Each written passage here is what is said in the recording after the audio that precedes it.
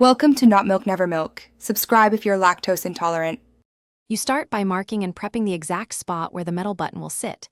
This matters because misalignment ruins function and comfort. Once marked, check the button type so you know which backing and tool you need. Make sure to reinforce the fabric on the inside with a scrap of denim or light interfacing. This spreads stress and prevents ripping. While you gather the setter, hammer, and anvil, position the jean on a flat, firm surface so the next steps go cleanly and straight. You now insert the post through the reinforced hole from the inside out so the smooth cap faces outward for wear. Once the cap is seated, place the receiving washer or back piece over the post on the inside. This is critical because it locks tension and prevents loosening. Use the correct setter or anvil to center the cap, then tap with measured, controlled strikes. This compresses parts evenly. If alignment shifts, stop, recenter, and tap lighter until the cap sits. Finish by testing the button. Move it to confirm it's secure but not overcompressed.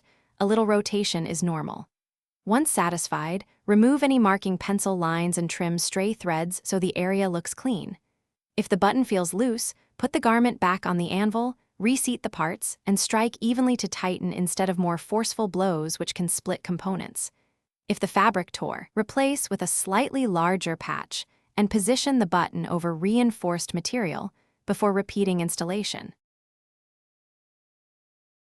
Thanks for watching. If this was helpful, leave a like and consider subscribing. See you next time.